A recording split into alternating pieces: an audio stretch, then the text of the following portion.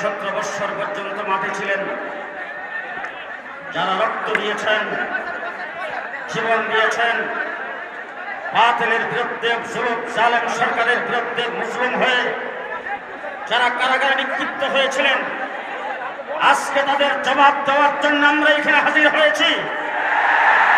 সুতরাং আপনাদেরকে অনুরোধ করে বলবো, একদম চুপ, একদম চুপ, কোন আওয়াজ নাই, একদম চুপ। আওয়াজ যা হওয়ার স্টেজ থেকে হবে, আপনারা যার যার মতো করে আওয়াজ করবেন না।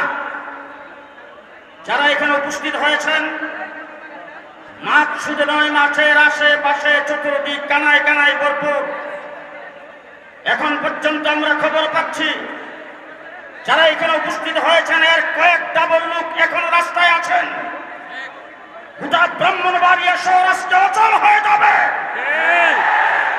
আমরা মুসলিম, আমরা আজকে সমস্ত মুসলমান এই জায়গায় এসে হাজির হয়েছি একমাত্র আল্লাহ পাকের শুকরিয়া আদায় করার জন্য। একটি জগদ্দল পাথর যারা 17 বছর জুলুম করেছে, পেছনের দরজা দিয়ে পালিয়ে গেছেন। ইউটিউবার এবং সাংবাদিক ভাইরা যারা এসেছেন, আপনাদের কাছে সবিনয় অনুরোধ, আপনাদেরকে ধন্যবাদ মোবারকবাদ জানাচ্ছি। আমাদের এই সমাবেশকে কভারেজ করার জন্যে, রেকর্ড করার জন্যে, বিশ্বময় সেটাকে প্রচার করার জন্যে আপনারা যারা সহযোগে এখানে এসেছেন, আপনাদের শুকরিয়া আদায় করে আপনাদেরকে ধন্যবাদ জানাই। তবে আমাদের সমাবেশ পরিচালনায় কোন প্রকার কোনো বিঘ্নতা ঘটুক, এইটা আমরা আপনাদের দ্বারা চাচ্ছি না।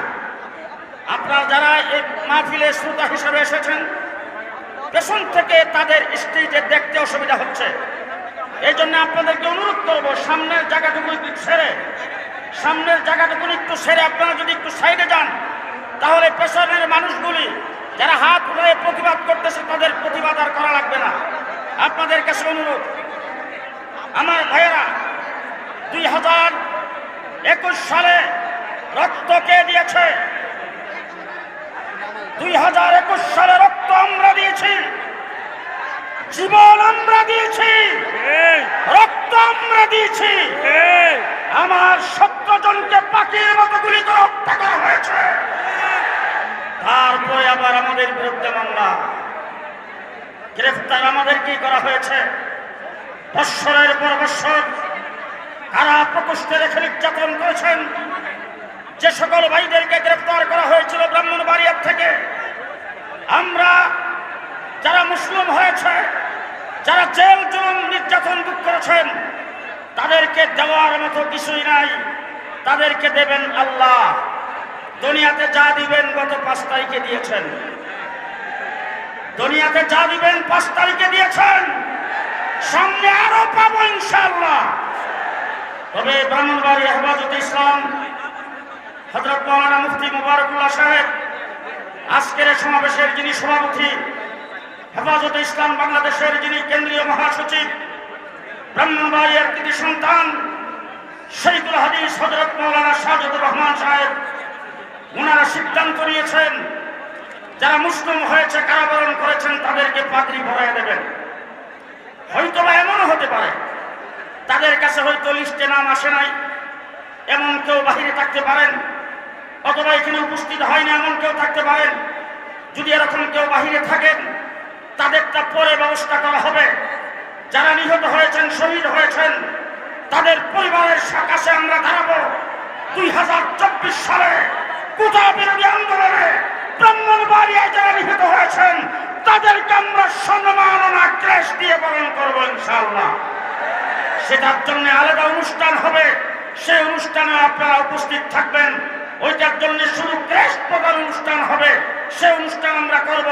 এখন মাহফিল পরিচালনার স্বার্থে যারা এসেছেন সকলকে অনুরোধ করব, আমরা সুশৃঙ্খলতা আমরা দেখা যাইতে চাই। সুতরাং চুপ করে বসবেন, আওয়াজ যা হবে স্টেজ থেকে হবে। বক্তব্য নিয়ে আসছেন হেফাজত নেতা হযরত মাওলানা লুৎফুর রহমান সাহেব। হযরত মাওলানা লুৎফুর রহমান সাহেব।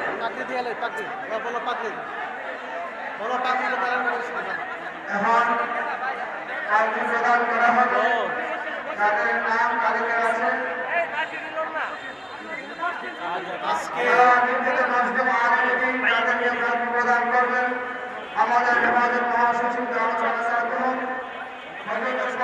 আমি সকলকে আহ্বান করছি, আমরা সকল থেকে উত্তর দিতে আসি। এখনই আপনাদেরকে প্রদান করবেন।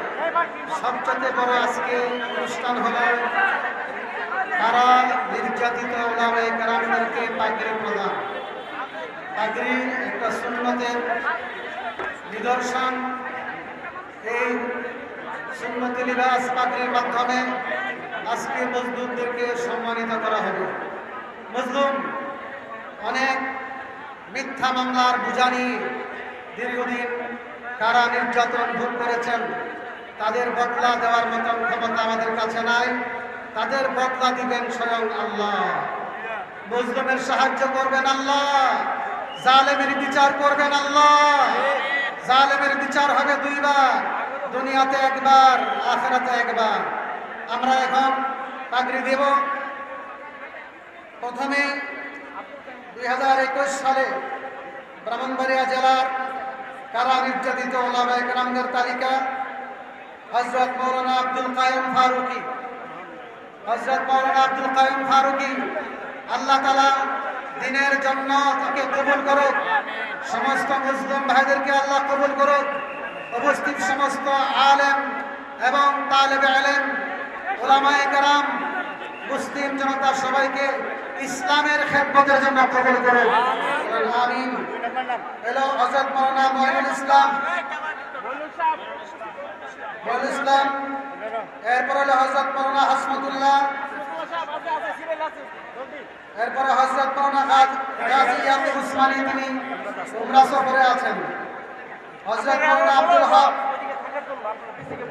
হযরত মাওলানা আব্দুল হক, হযরত মাওলানা উবাইদুল্লাহ মাদানী,